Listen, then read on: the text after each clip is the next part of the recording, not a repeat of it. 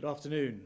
Welcome to today's Downing Street press conference. I'm pleased to be joined today by Professor Stephen Powis, National Medical Director of NHS England, and again by Sir Peter Hendy, Chair of Network Rail and directing the restart of transport system.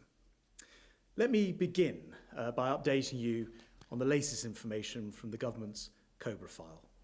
On the first slide here, we can see the latest information on infections. Results from the ONS infection survey, published this morning, estimate that the number of people who tested positive for coronavirus in England fell from 152,000 between the 27th of April and the 10th of May to 33,000 between the 25th of May and the 7th of June.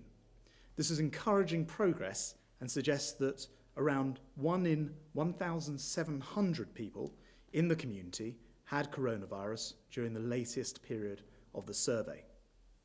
SAGE has also confirmed today that their estimate of the R rate for the UK is unchanged on last week at 0.7 to 0.9.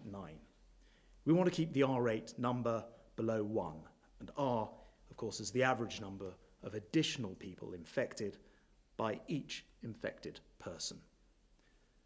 The second slide shows the confirmed cases with the test. 6,434,713 tests for coronavirus have now been carried out or posted out in the UK. This includes 193,253 tests carried out or posted out yesterday. 292,950 people have tested positive, an increase of 1,541 cases since yesterday. The graph shows a steadily falling number of identified cases on a 7-day rolling average, despite the increase in testing. The third slide shows the latest data from hospitals. 535 people were admitted to hospital with coronavirus in England, Wales and Northern Ireland on the 9th of June, down from 722 a week earlier and down from a peak of 3,432 on the 1st of April.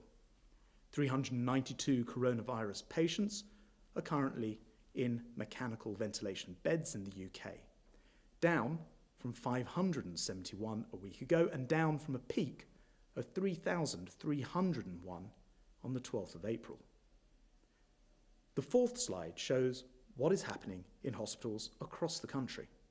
There are now 5,607 people in hospital with coronavirus in the UK, down 20% from 7,036 a week ago, and down from a peak of 20,697 on the 12th of April. As the graphs show, while there is some variation, most nations and regions in the UK are broadly following a similar pattern. The fifth slide shows the daily figures for those who've sadly lost their lives after testing positive for coronavirus. Across all settings, the total number of deaths now stands at 41,481. That's an increase of 202 fatalities since yesterday. When measured by a 7-day rolling average, the daily number of deaths currently stands at 174, down from a peak of 943 on the 14th of April. Although the number of deaths is now firmly down, our deepest sympathies go out to all those who've lost loved ones. Transport is instrumental to our recovery, to connect people with jobs, to help level up Britain, and even to make us a healthier and more active nation. But as people start to travel, transport also presents one of our biggest challenges: how we protect passengers, prevent the spread of virus, even as we become more mobile. Transport use may be the first occasion since the onset of COVID that we've shared confined spaces with others. So it's critical that we all take a vigilant and cautious approach over the next few weeks. I'm just going to say this: if you can work from home, you should continue to do so. If you cannot work from home, you should try to avoid public transport. If you must use public transport, you should travel at quieter times of day. And if you are an employer, you should do everything in your power to prevent staff from travelling unless it's absolutely vital, and please do allow staff to travel at quieter times. Now, from Monday, it becomes mandatory in England to wear a face covering on public transport. That includes trains, buses, trams, ferries, and planes. A face covering does not mean a surgical mask. Face coverings can be made at home, and you can find guidance to do so on gov.uk. As we move to recovery, it's more important than ever to protect each other, preventing those showing no symptoms from infecting others. I know there's huge public support for compulsory face coverings. They show respect for our fellow travellers. But for clarity, transport operators will be able to refuse permission to travel where someone isn't using a face covering. And this weekend, I'm taking Powis through the Public Health Act, leading to fines for non-compliance too. We'll take a gentle approach to enforcement during the first couple of days. And help will be at hand. In addition to the British Transport Police, the staff from Network Rail, from TfL, Transport for London, and transport operators, in the coming weeks will also deploy journey makers to assist and remind commuters of the need to wear face coverings. Plus, the Safer Transport campaign will provide plenty of reminders at bus stops and rail stations and on social media. Remembering your face covering should be the same as picking up your phone, your wallet, or your purse whenever you're leaving the house. Please read the guidance, ensure you have a face covering, and protect your fellow commuters. This crisis has tested our nation, yet through adversity comes possibility, a greener transport future within our grasp. For example, through the £2 billion investment in the cycling and walking programme. The challenge, though, is to make transport, currently our biggest emitter of greenhouse gases, part of the solution, not of the problem. If you take the aviation sector, for example, which has had an impossible few months. Yet despite these obvious challenges, there's a real determination within the industry to have a greener restart. So we're bringing together leaders from aviation, environmental groups and government to form the Jet Zero Council. This group will be charged with making net zero emissions possible for future flights. Our goal within a generation will be to demonstrate flight across the Atlantic without harming the environment. And today, we're backing a company called Velocis, who are building a plant for aviation biofuels in Lincolnshire. I'm also excited about a Cambridge University and Whittle Labs project to accelerate technologies for zero carbon flight. The shared experience of fighting coronavirus has changed us in many different ways. Although it's forced us apart, it's also brought us together. Although it's tested us, it's also shown us at our very best. And although it's made us reflect on the past, it's focused us on those plans for the future. But now, as we become more mobile, we must not forget this insidious virus is still a threat. That not only means avoiding public transport if you can, it also means, from Monday, wearing a face covering on public transport, avoiding gatherings of more than 6 people, including to protest. I understand that people want to show their passion for issues that they care deeply about, and we must never be complacent about stamping out racism and discrimination in this country. But please, for the sake of your health and that of your friends and families, don't attend mass gatherings. We've come a long way. As we move towards recovery, let's protect lives as well as livelihoods. Thank you very much. I'm going to turn to David from Sunderland, member of the public, who has the first question, and these are questions. Thank you for taking this question. It's likely that some businesses will not survive this pandemic. and therefore unemployment will rise. What specific plans do the government have to create jobs? Thank you.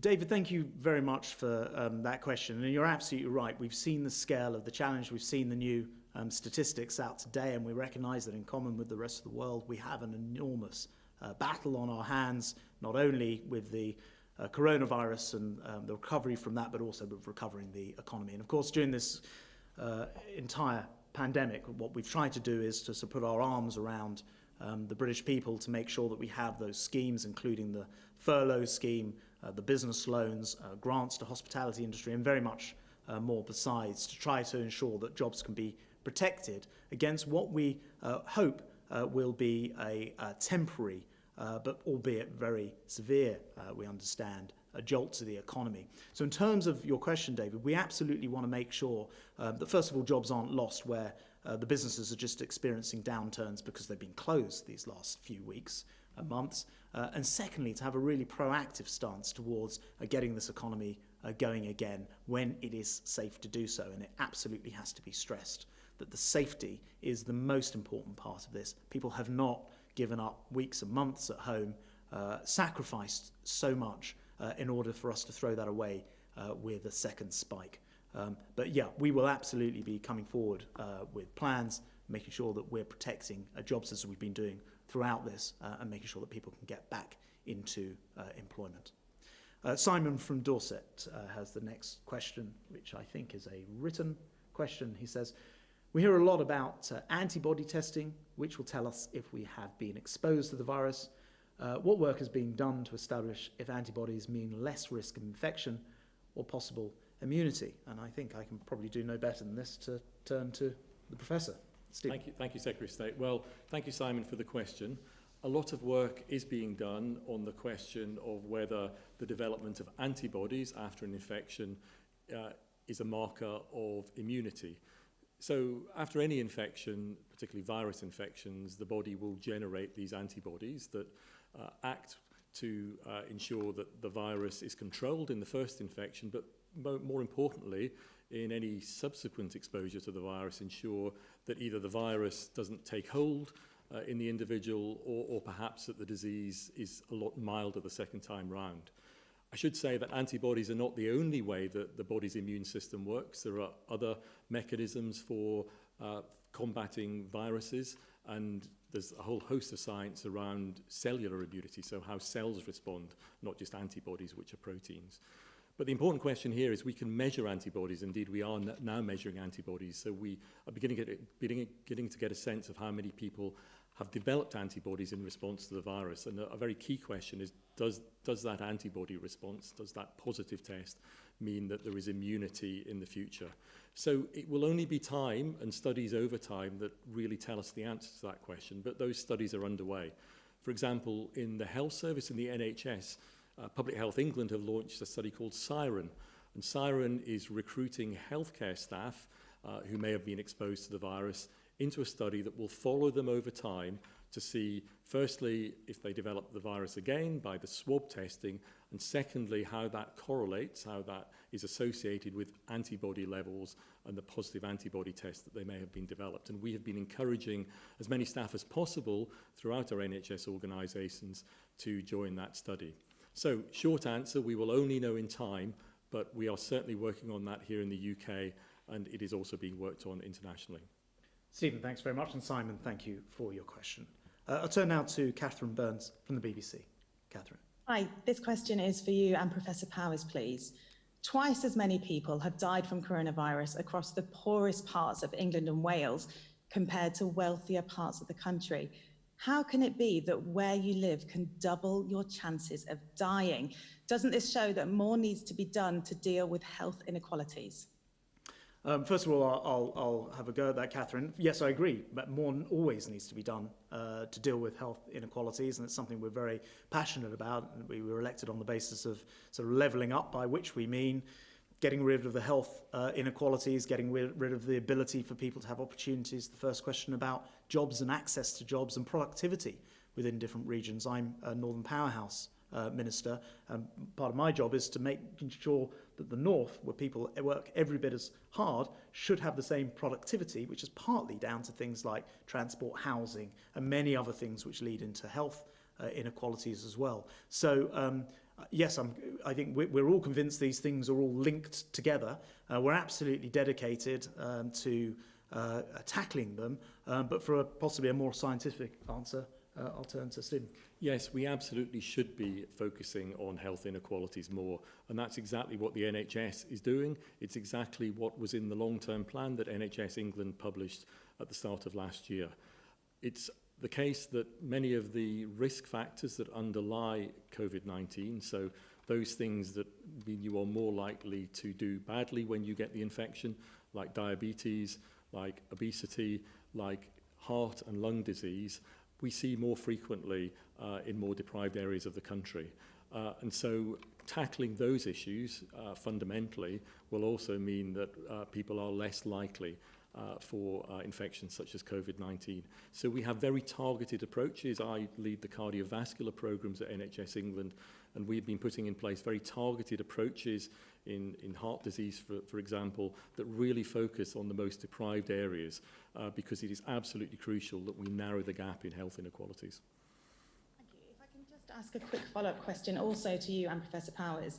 There are reports that the Chief Nursing Officer, Ruth May, is either unwilling or unable to attend these press conferences anymore because she won't defend Dominic Cummings.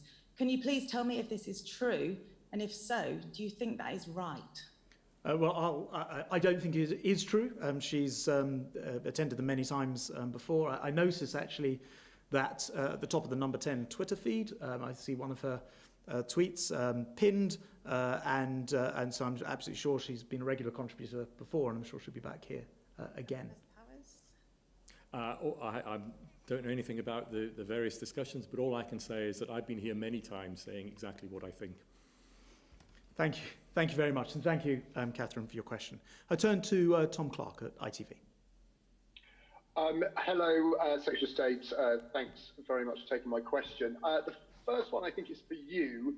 My second question, if I may, for Professor Powis.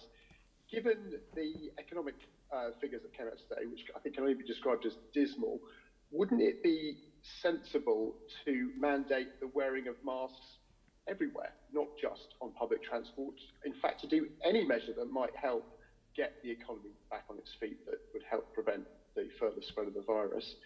And to you, Professor Powis, the R number across the UK is still stubbornly near to 1.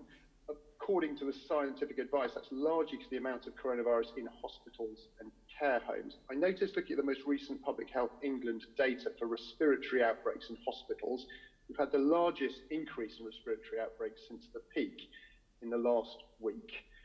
Does that show that whatever we're doing in hospitals to prevent coronavirus spreading is not working?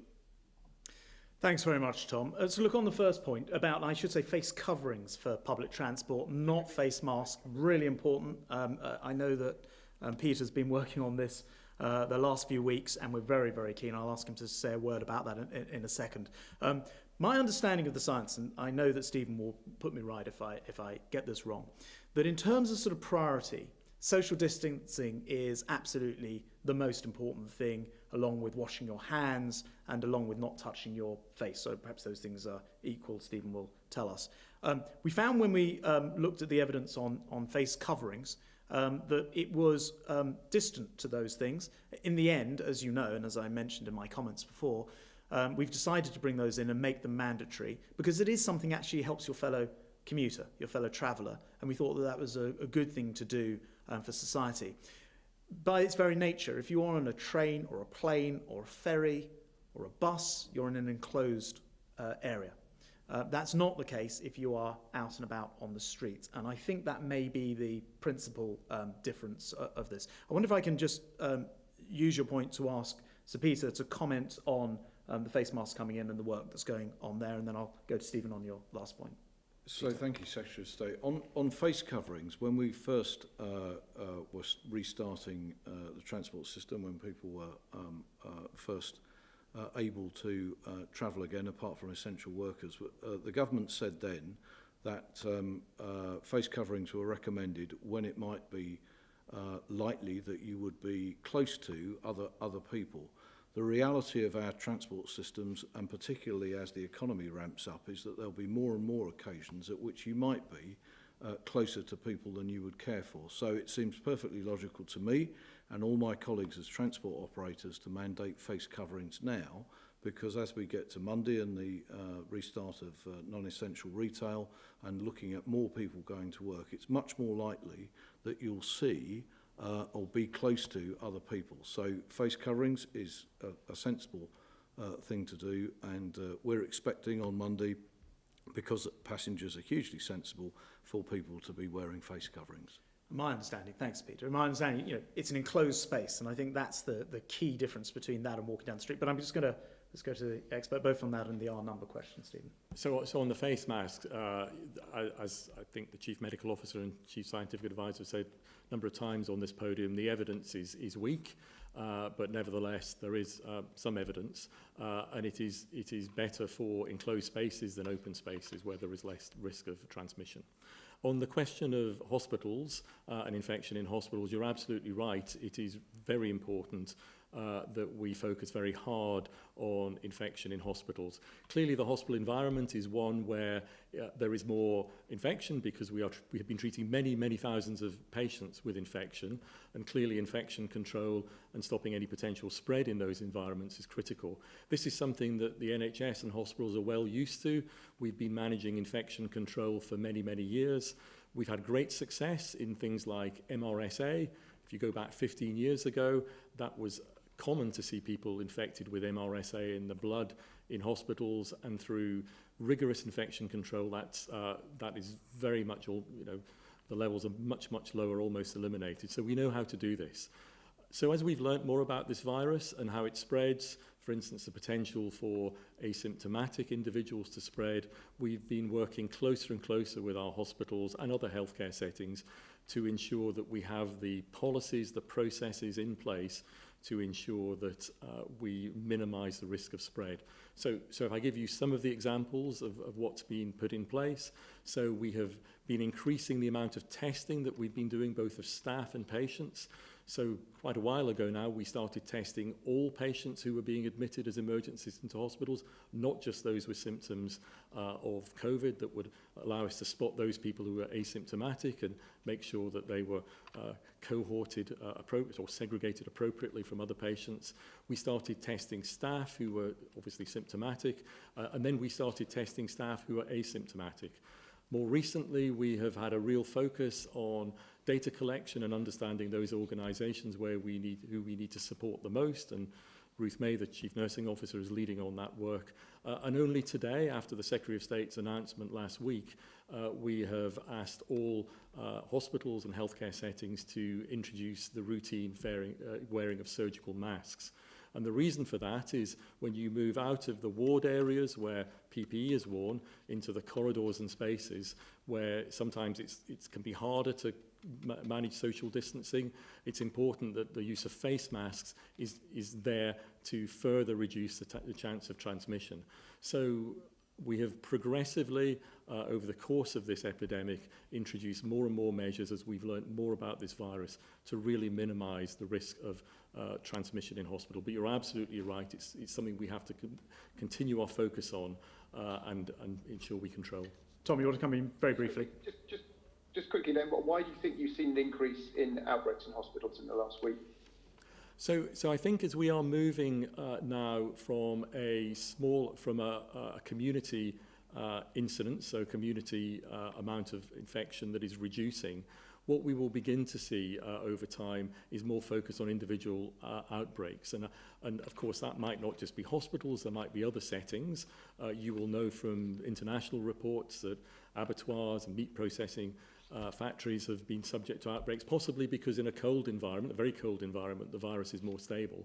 So I think we are now moving from a period of time where we've had to focus on a high level, that surge of infection in the population, through to managing more discrete outbreaks, which, as again you have heard at this podium, will mean more local interventions to manage that. And again, that is something that Public Health England, that local directors of public health and local government and the NHS is used to dealing with. In non-epidemic circumstances, from time to time, we do see outbreaks of infectious diseases, and we know how to manage them. Tom, thank you very much. I think it's just worth mentioning and reminding people, Stephen, that from Monday people should take face coverings to hospital if they're going there for any reason at all. Thank you. Let's turn now to Ashish Joshi from Sky. Ashish. Thank you very much. My first question is to you, Mr. Shapps. You were talking about the importance of the R rate. For the first time today, we've had a regional breakdown. So while nationally we're still at 1 or just below, in the southwest we've got a range of between 0.8 to 1.1, which takes us above that all-important number the Prime Minister has talked about so many times. Are we moving now towards the very real possibility of regional lockdowns? Thank you. So my understanding, again, it'd be wise for me to turn to medical expertise, but on the R rate and the way that's been published today, the range, as you mentioned, is 0.7 to 0.9. Nationwide, and we're confident that from what we understand from SAGE that it's therefore less than 1. There's then a band in each area, across the country, but in each area, where there's a sort of high and a low estimate made based on a number of series of different modelling approaches taken by SAGE, and it so happens that one of them, as you rightly say, says it could be between 0.9 and 1.1, but it's an outlier of the, I think, the central estimate. To answer your question directly, we are very interested, of course, to be able, the more data we can analyse, the more we can see where there are outbreaks. I noticed today we're at 193,000 plus tests done or sent out. So we've got a large number of tests being produced, and that gives us much better, more informative data about where issues might bubble up in the future. So I wouldn't want to rule anything out, but I think probably that southwest figure today isn't quite as maybe being reported. But again, I turn to the expertise of the professor. Well, yes, thank you. And it's exactly as the Secretary of State has described. So SAGE, or its modelling group, SPI-M, takes data from a number of different academic groups who do modelling around the R number, and then it takes all those individual models, which are all slightly different, they're all using slightly different assumptions and different models, and then it produces a consensus. And when it produces that consensus, it essentially has a central most likely projection and then a range around it, which represents that you can never be completely confident on a single central projection, and there is a range, what we call a confidence limit, that you might be familiar with in statistics. As you said, SAGE for the first time today has published those regional R values. They do have central projections and ranges, and the important thing is that in all regions, the central projection within that range is below 1.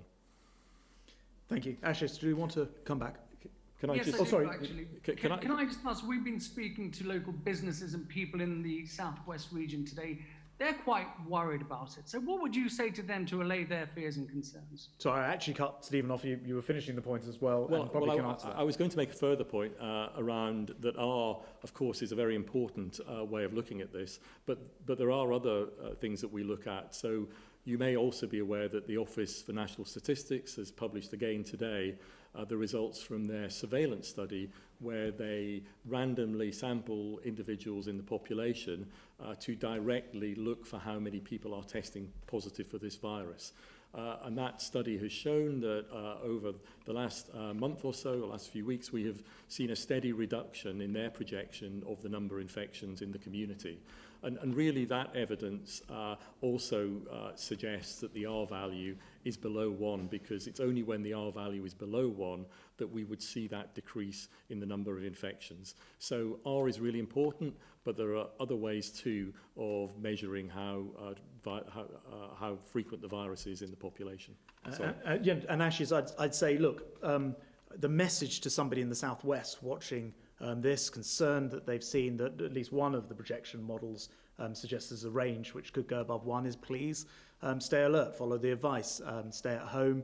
That's the only, we now know that's the only way to defeat this thing in the short term, and it's doubly important to do so, but across the country as well.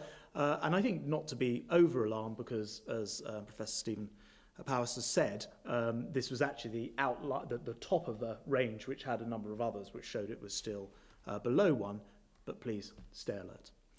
Can I turn to Natasha Clark at The Sun? Thanks very much. My first question is to you, Transport Secretary. Several airlines have said that the government hasn't spoken to them in any detail about plans for air bridges, which would allow people to travel to countries with low rates of infection without having to quarantine. Is the government currently in talks with individual current countries for air bridges or travel corridors, which could make that travel easier?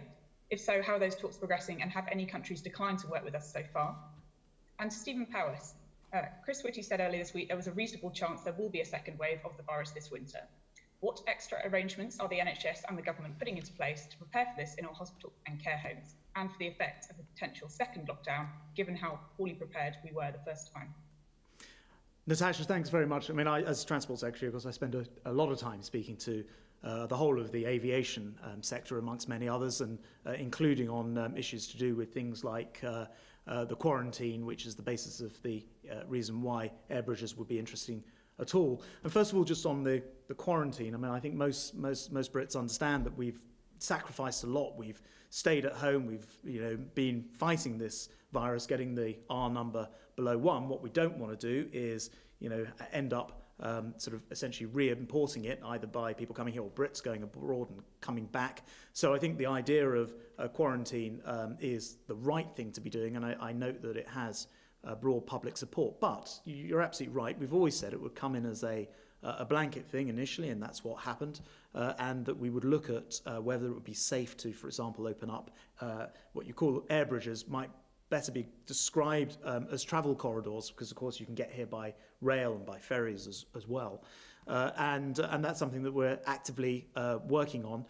The first review of this takes place on the 29th of June, so I'm sorry to disappoint you about which countries we're speaking to and all the rest of it. We will need to wait. At the moment, it is a blanket situation, but we're of course talking to airlines who are part of the specialist working groups on this, and talking to airports, and indeed we'll talk to other countries about it. But the basic principle should be that we must make sure that we don't end up in a second wave situation, which rather leads into your second question. People would expect us not to do that and to take every precaution against it, and we will only open up air bridges where it is safe to do so, and there'll be more on that at the review period, which is the 29th of June. And on the second point about the second wave. Yes, so hopefully we won't have that second wave, but of course we have to think about the possibility and prepare for it. I would take a bit of issue that the NHS was poorly prepared, because I think the NHS did an absolutely magnificent job, considering this was a virus that we didn't know about until January. Started coming to the UK in February and March, and then we saw that huge surge in March and April. And the NHS, in my view, responded magnificently in very rapidly changing the way it worked in order to ensure that we had the capacity both in our general beds but also in our ITU beds for the sickest patients, to ensure that at no time was that capacity breached. And we always had the capacity in place for patients who needed it. And unfortunately, in other countries, in other settings, we saw that wasn't the case. So I think the NHS showed just how flexible it can be in a crisis. Now, it's clear that we have learned lessons from that. It's clearly that we, going forward, can take some of the learning from that in case we have a second phase. So, for instance, we worked very flexibly. Staff worked flexibly in ways that they may not have done previously, and that will be possible again going forward. The Nightingale hospitals were built in case we need them, and we're actively considering what we need to do with those going forward to ensure that if there is a second wave, we have capacity in place. And we're also looking at usage of beds, and for instance, in outpatients and other areas, much more video consultation, and much more remote consultation. So different ways of working, some of which we've wanted to do in the NHS, but we have done in an accelerated fashion. So we are thinking very hard about how we can get back to business, back to normal business in the NHS. That's really important, that we are able to do all the stuff we do normally, but at the same time make sure that, although we are working hard to make sure it doesn't happen, that if we do see an increase in coronavirus, and perhaps in the winter, that we have the capacity in order to deal with that, as well as the normal business of the NHS. Thanks, Stephen. Natasha, was there anything you wanted to come back on? I just follow up with you, Transport Secretary? What do you think would be the best measure, in your view, to replace the quarantine system with, if indeed, after this review, you decide that a different approach needs to be taken? Obviously, the Home Secretary's discussed testing airports, and obviously you've mentioned air bridges just now. What do you personally think might be the best replacement for it? Well, as I've said before, and the Prime Minister said and the Home Secretary said, air bridges or travel corridors are certainly a potential way forward, and that can be supplemented by things like testing as well. Although, again, you have to take the scientific advice on the validity of doing things like testing at ports, airports and other places. But there's, clearly there are countries that have lower levels of infection, but that may be because they've yet to go into this rather than that they've come out of it again. So we need to be very careful and cautious. We won't throw away the good work that's been done, but we'll have very sensible conversations, and this would certainly be limited in the first place. And I'm speaking with the airlines and aviation sector the whole time about this. Indeed, we issued actually fresh guidance just yesterday for aviation and for passengers. So it's an active conversation, and there'll be more on this before very long. Thank you very much, Natasha. I'm going to turn to Adam Payne from Business Insider. Adam. Good afternoon, Secretary of State, and thank you very much. I have a question about businesses that are dealing with the impact of COVID-19. We learned today that the government no longer plans full checks on goods coming from the EU in January.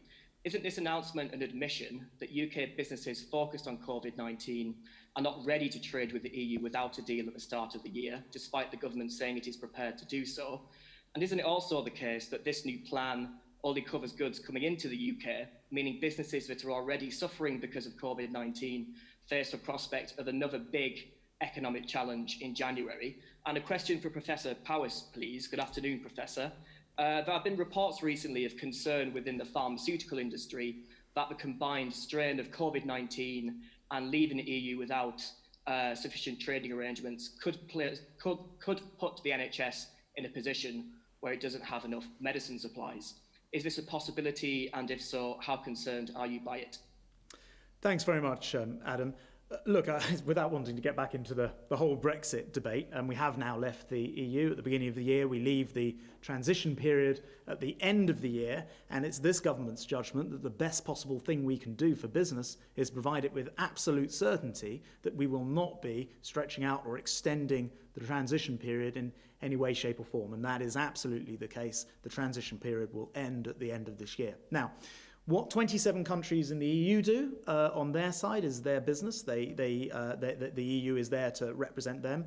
As an independent coastal nation, we're here to represent the interests of businesses and the population in the UK, and we'll make sure that we do that. And actually, I think by saying now that we'll have the border, what we'll be doing on the border, in other words, that we'll be sensible about the way that we introduce this, makes perfect sense. I sit on the Brexit Operations Committee, which looks at the COBRA committee that looks at these things all the time, and working on what happens with the hauliers and what happens with the transfer of documentation and all the rest of it. And we're absolutely confident that we'll have great systems in place. There's no reason not to.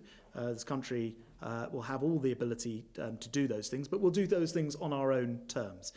Clearly, COVID, as you point out, has been a massive disruption to business. We've seen what it's doing to the economy. That is why we need the certainty for business of knowing that we are leaving the transition period at the end of the year, and that's what we'll do, and everything else in terms of the borders will fall into place. I'll pass over to Stephen, but just before I do, I'm just going to comment on the medical supplies, because the medicine supplies, we see these stories all the time. It's partly my responsibility for things like the freight contracts to make sure that doesn't happen. We've been challenged probably more than anything else since the war in this country with regard to freight supply, goods supply, medicine supply. And it is the case that we have been able to pass that test and never have a shortage of medicines with everything that's been going on in the international demand through COVID. So I'm absolutely confident we'll be able to do the same through the end of the transition period. Stephen. Yes, so thank you very much, Adam. So, of course, medicine supply is very critical for the NHS and for all our patients, and colleagues at Department of Health and Social Care keep a very close eye on all those supply chains, of course, with support from the NHS and particularly the chief pharmaceutical officers of the four nations and their teams. We did a lot of work on that in preparation for Brexit, and indeed COVID has meant that the teams have had to do even more work on medicines, and particular medicines that are used in critical care, for instance. So I think we have a very good understanding of those supply chains, and we're able to look ahead and see where problems might arise and deal with them. And I should say that disruption to medicine supply is something that happens all the time. For a whole host of reasons. There may be problems in manufacturing plants around the world, for example. There might be regulatory actions. And as the Secretary of State has said, we are very good at dealing with those, seeing them, seeing where they happen, and putting in place alternative arrangements. So we do know how to do this, but you're absolutely right. It's something that is critical to keep a very close eye on. Thanks very much, Stephen. Thank you. Adam, and I'll turn now to Gemma Mitchell at Nursing Times. Hi, thanks for having me. The coronavirus pandemic has intensified already existing racial inequalities in nursing. What solid and measurable action is being taken to ensure the NHS and social care system is a safe and supportive place for all our nurses, but particularly those from ethnic minority backgrounds? And secondly, we've heard concerns that student nurses who answered the government's call to join the frontline in response to COVID-19 are being asked to carry out duties beyond their level of competence. Is this acceptable, and what structures have been put in place to ensure students who have opted in are fully protected and supported? Thank you very much, Gemma. We'll look on the first question about making it safe for people to work in what are sometimes, by their very nature, higher risks areas of public service, sometimes like medicine. We take that incredibly seriously. It's the reason we did that PHE, or asked for that PHE report that reported at the beginning of the month. My colleague, who's the Equalities Minister, Kemi Badenoch, is now in the process of working with that report to come out with a series of recommendations. But I can give you a sort of early sneak preview. When I say that, we consider it doubly important to make sure that people working in some of those higher risk environments, which coincidentally are, as you described, environments that Black, Asian, minority and ethnic people might be working in, get additional support in terms of testing and tracking and tracing, so that we're providing all of the great NHS track and trace specifically to them. And in practical terms, that means being able to ramp up the amount of testing that people in that environment are getting, as you rightly point out, disproportionately served by people from BAME communities. So that's a very first thing. And probably on the second point, that's probably one for you, Stephen. Yes, so you're absolutely right. It's key during COVID-19 that we ensure that the NHS does everything it possibly can to ensure that its nurses, but all its all the groups working within the NHS, where they are potentially at higher risk of COVID. And as you know, we have begun to understand the risk factors for that. That includes ethnicity, but it also includes obesity, it includes age, it includes being male, that our individual NHS organisations are able to understand that those individuals need additional support, that we need to risk assess individuals against the work they're doing, and where necessary, redeploy them if that reduces risk. Of course, that's something that can only be done on an individual basis, because individual circumstances are different and individual risks are different. But we have worked with groups outside the NHS to issue guidance, independent expert advice to healthcare organisations as to how they should do that risk assessment and the sorts of things that they may be able to do to support those staff. I think on your second point of ensuring that everybody is working within their scope of practice, within their capabilities, of course that is true across all healthcare professionals, and it is the case that people should be working in areas in which they are competent and feel competent, and local organisations, of course, with others such as Health Education England, are there to make sure that that does happen. Stephen, thank you very much. Gemma, thank you for that. And sorry, did you want to come back in? I just had one more quick question about student nurses. The new academic year is fast approaching, and student nurses are still not sure what their courses, what shape their courses are going to take from September. When are they going to get clarity around that? And is the government making any contingency plans for the possibility that student nurses might have to extend their courses because they haven't been able to meet, say, the clinical hours required due to the pandemic, and therefore not as many nurses are going to be qualifying at the end of the year as we expected? Gemma, thanks. Stephen, do you know? Well, I think one of the things that is generally true as a result of COVID, and I think this is education, higher education in general, which would include nurses but other professional groups, is that universities, institutes that do that teaching are having to rethink the way they deliver teaching. And you're seeing that in universities in general, and I think you will see that in individual courses. And I know Health Education England, who have responsibilities in this area, are working very closely with the providers who provide training to student nurses to think how we can most effectively deliver that training in a COVID environment where it will be less possible to do the sort of face-to-face teaching in some part of the courses that we've traditionally done. Now, as it happens, I think many universities, many institutions have been moving in that direction over time and thinking about different ways of teaching. And as with many things, COVID-19 will accelerate that process. But what's important throughout all of this is that high-quality education is in place and it appropriately prepares people for the workplace. Gemma, thank you. Stephen, thank you to you. And I want to say thank you to Sir Peter as well. And just to finish off by saying, when I stood here at other times in earlier press conferences, we've been reporting deaths in the many hundreds and infections in the many, many thousands. And we are reaching a point now where those numbers have come down. But it's absolutely essential that we don't throw this away. It's going to be another warm weekend. It's very, very important that people continue to follow this advice. We do not want to be going backwards or facing a second spike. And of course, critically, from Monday, if you're travelling on public transport, which once again we ask you to avoid, but please remember face coverings are mandatory in England from Monday. Thank you very much.